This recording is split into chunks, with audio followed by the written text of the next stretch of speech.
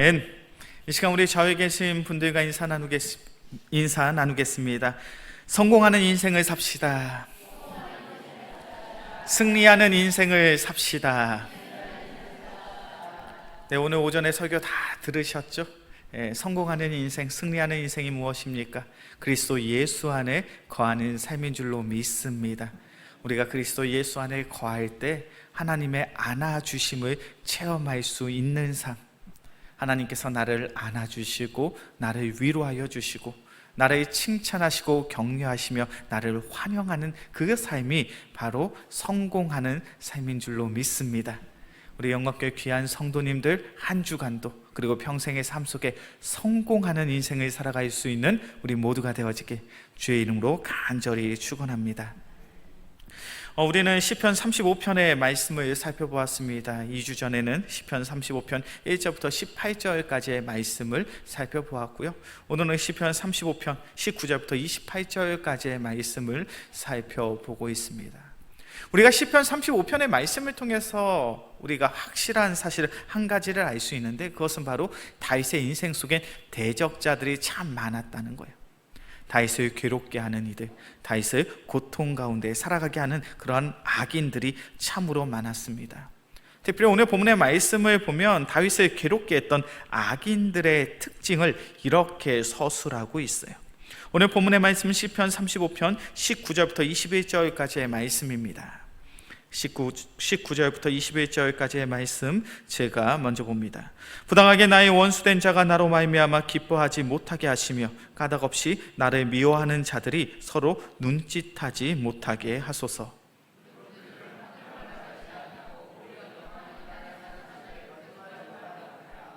함께 봉독합니다. 또 그들이 나를 향하여 입을 크게 벌리고 하하 우리가 목격하였다 하나이다. 아멘. 오늘 본문의 말씀을 보면 다윗을 괴롭게 했던 그런 대적자들은 어떠한 특징을 가지고 있습니까? 19절의 말씀을 보니까 그들은 까닭없이 이유 없이 다른 사람을 미워하는 자들이에요. 20절의 말씀을 보니까 그들의 말에는, 그들의 혀에는 화평이 샬롬이 없습니다.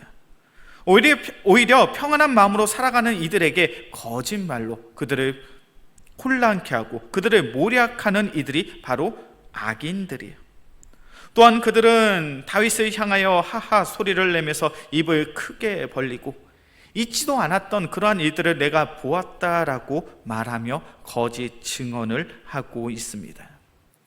오늘 본문의 말씀에서 다윗을 괴롭게 하는 이들의 특징이 무엇입니까? 그들은 말로써 다윗을 괴롭게 합니다. 말로써 다윗을 두렵게 만들고요, 말로써 다윗을 고통 속에 살아가게 하고 있다는 거예요. 우리가 알고 있는 다윗의 인생, 다윗의 삶이 그러했죠.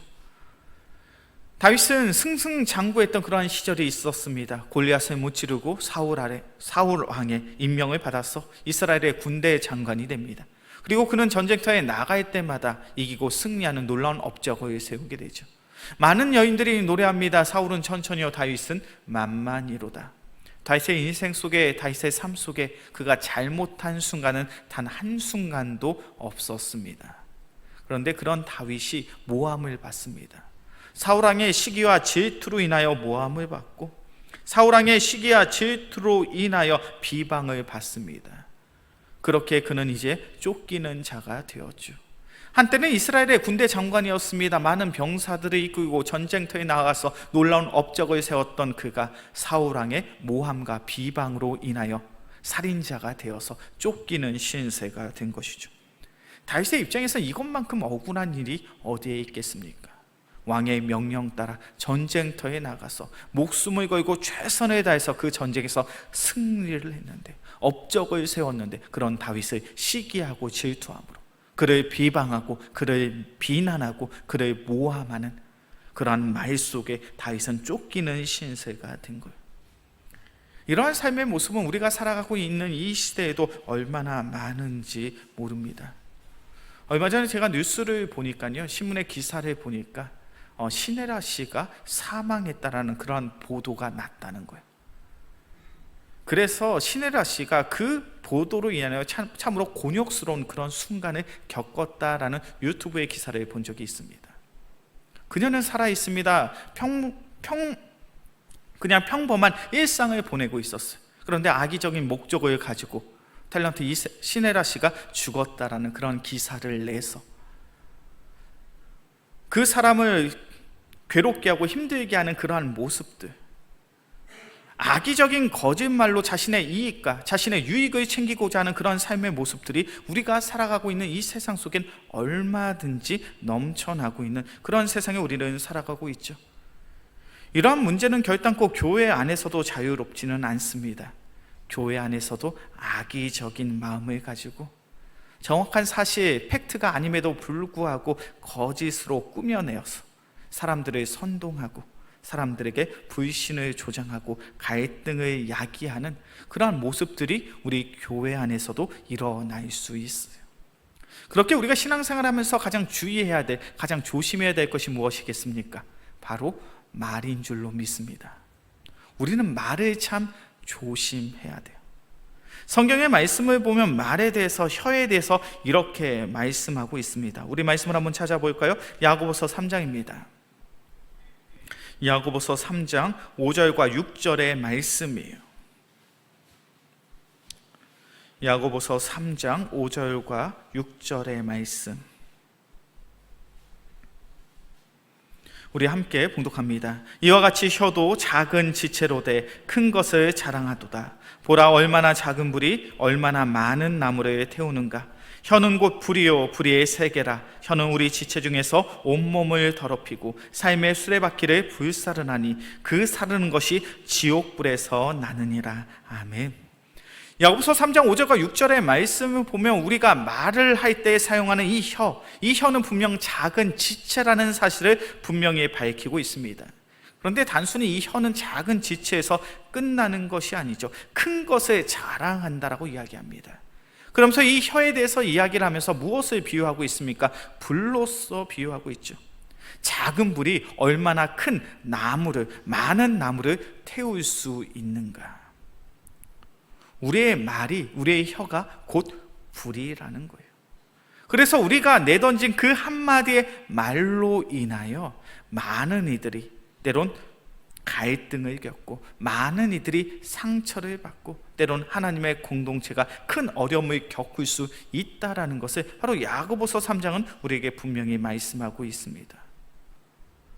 우리의 말을 통하여 우리는 하나님을 불신할 수 있습니다. 우리는 이 말을 통하여 갈등이 야기될 수 있고요. 우리는 이 말을 통하여 하나님 앞에서 범죄할 수 있는 그런 연약한 존재라는 거예요. 그런 사실이 바로 창세기 3장에 기록되어 있습니다. 인류 최초의 범죄함이 기록되어 있는 창세기 3장 1절부터 6절까지의 말씀이에요. 우리 함께 말씀을 찾아보겠습니다. 창세기 3장 1절부터 6절까지의 말씀,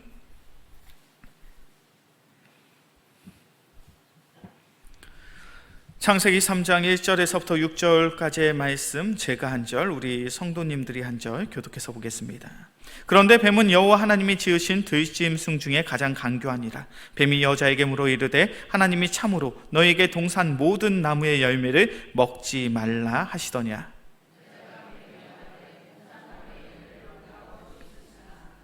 동산 중앙에 있는 나무의 열매는 하나님의 말씀에 너희는 먹지도 말고 만지지도 말라. 너희가 죽을까 하노라 하셨느니라. 너희가 그것을 먹는 날에는 너희의 눈이 밝아져 하나님과 같이 되어 선악을 알 줄 하나님이 아심이니라.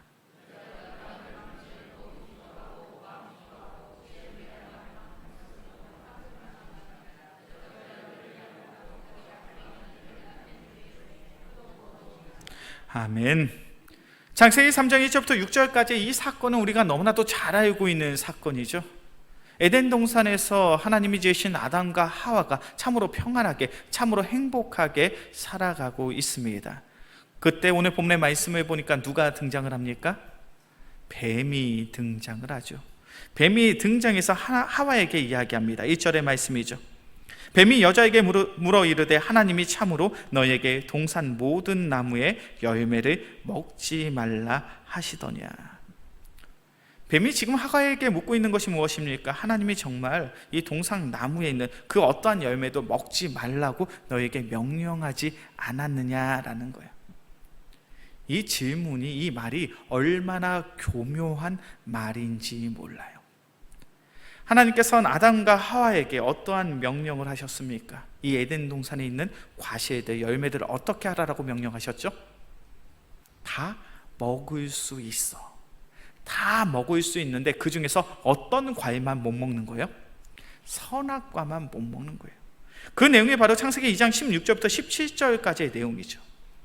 여호와 하나님이 그 사람에게 명하여 이르시되 동산 각종 나무의 열매는 내가 임의로 먹되 선악을 알게 하는 나무의 열매는 먹지 말라. 내가 먹는 날에는 반드시 죽으리라 하시니라. 하나님이 하와에게 말씀하십니다. 너희는 임의로 이 동산에 있는 모든 과일들을 다 먹을 수 있어. 너희가 다 먹을 수 있는데 그 중에서 먹을 수 없는 하나의 과일이 있는데 그것이 무엇이다? 선악과다. 이런 하나님의 명령을 뱀이 알았을까요? 몰랐을까요? 뱀도 알았겠죠.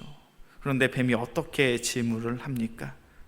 참으로 너희에게 동산 모든 나무의 열매를 먹지 말라 하시더냐. 뱀은 이 사실을 알고 있음에도 불구하고 하와에게 이렇게 질문하는 거예요. 하와야, 하나님이 이 동산에 있는, 이 에덴 동산에 있는 모든 과일들을 다 먹지 말라고 이야기하신 것 아니야? 이 질문이 어떠한 의도를 내포하고 있습니까? 지금 뱀은 하와에게 교묘하게 하나님에 대한 부정적인 시선을 부여하고 있는 거예요. 지금 뱀은 교묘하게 하와에게 부정적인 어조로 말하고 있는 거예요.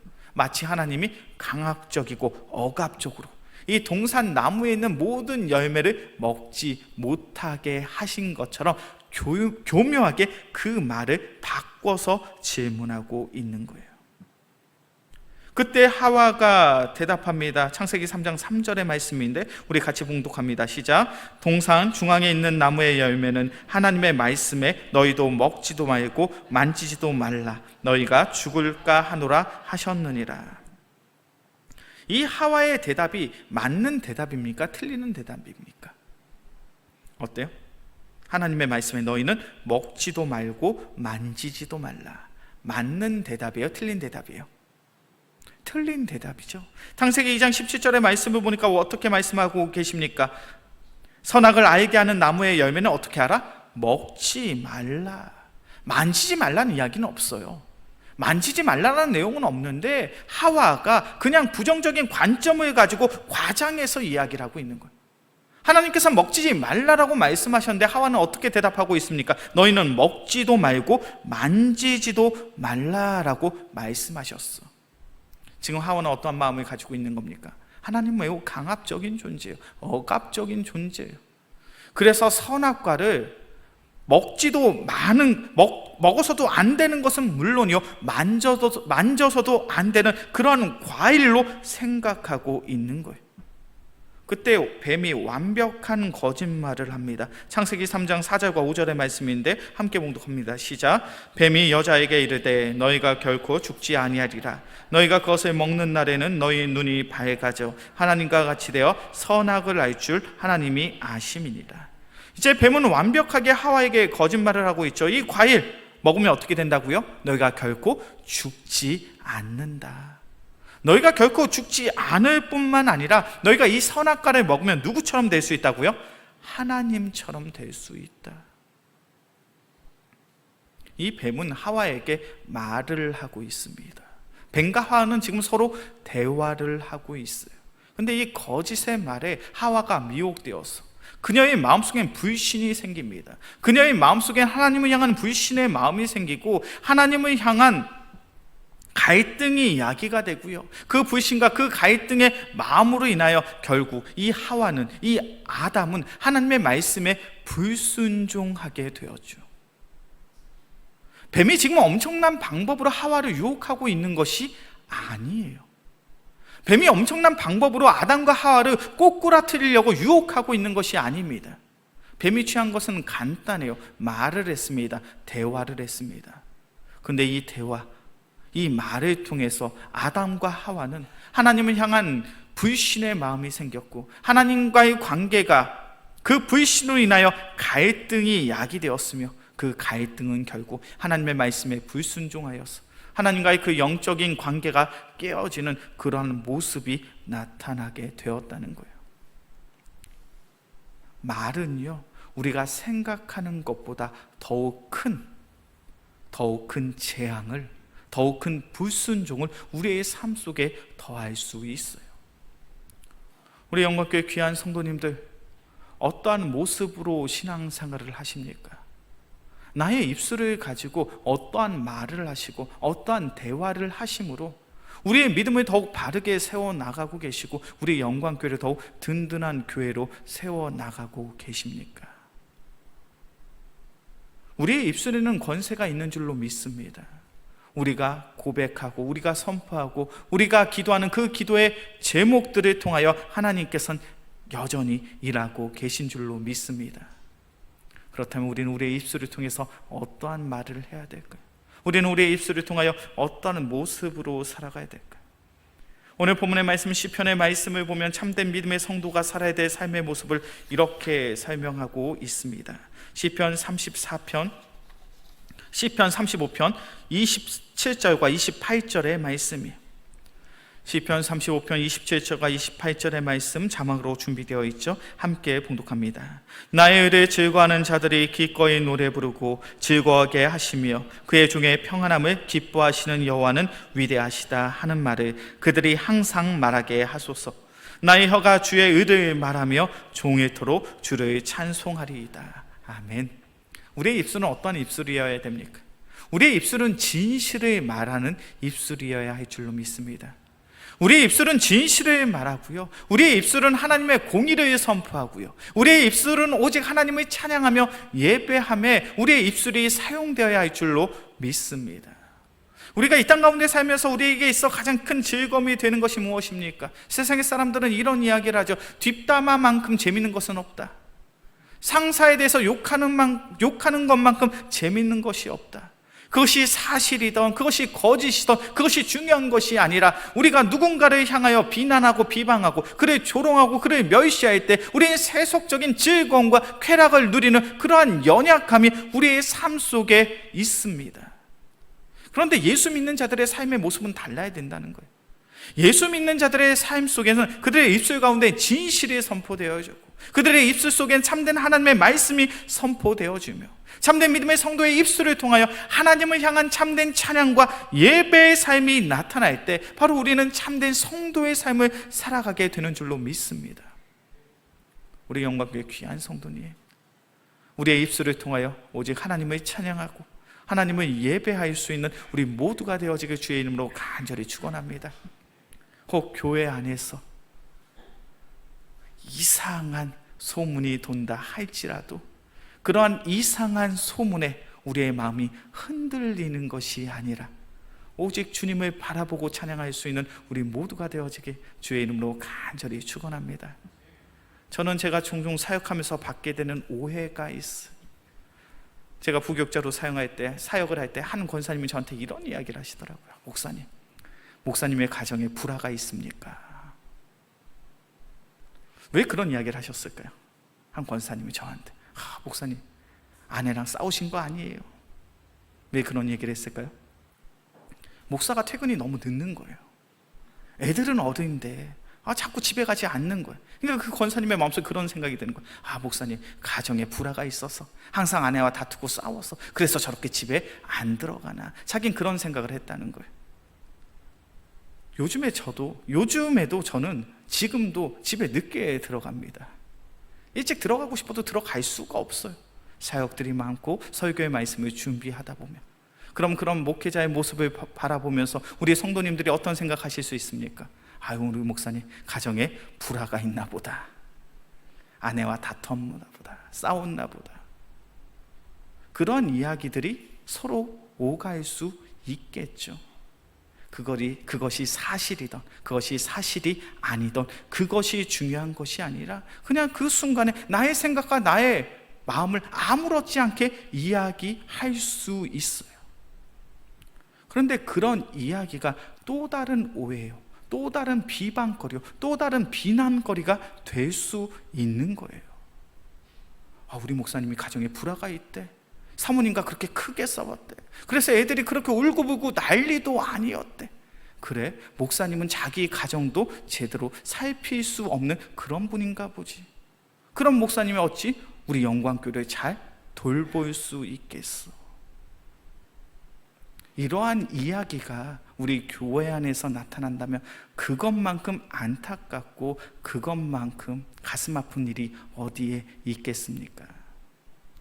우리의 입술은요, 누군가에 대해서 비난하고 비방하며 조롱하고 멸시할 때 우리의 입술을 사용하는 것이 아니라 우리의 입술은 온전히 주님을 찬양하며 주님을 예배하며 참된 그리스도의 복음을 증거함에 쓰임받기 위하여 하나님께서 우리에게 귀한 입술을 더하여 주신 줄로 믿습니다. 그렇게 우리 영광교회 귀한 성도님들 더욱 찬양하는 성도가 되어지게, 더욱 예배하는 성도가 되어지게, 더욱 참된 그리스도의 복음을 증거할 수 있는 우리 모두가 되어지게 주의 이름으로 간절히 축원합니다. 기도하겠습니다. 사랑의 주님, 감사합니다. 주님께서 오늘도 우리를 사랑하사 귀한 말씀의 자리에 우리를 불러 주신 줄로 믿습니다. 우리가 이 땅 가운데 살아가며 가장 주의해야 될 것이 있다면 우리의 입술, 우리의 혀를 주의해야 될 줄로 믿습니다. 우리가 우리의 입술을 통하여 남을 비난하고 비방하고 조롱하고 멸시할 때 나의 입술을 사용하는 것이 아니라 온전히 진리를 전파하며 그리스도의 사랑을 나누며 주님을 참되게 찬양하며 예배하며 나의 입술을 사용할 수 있는 귀한 믿음의 성도들 되게 하여 주시옵소서. 그래, 우리 영광교회 귀한 성도들의 삶이 주님을 향한 참된 찬양이요 참된 예배가 되게 하여 주시옵소서. 이 모든 말씀 우리를 사랑하시는 예수 그리스도의 이름으로 기도합니다. 아멘.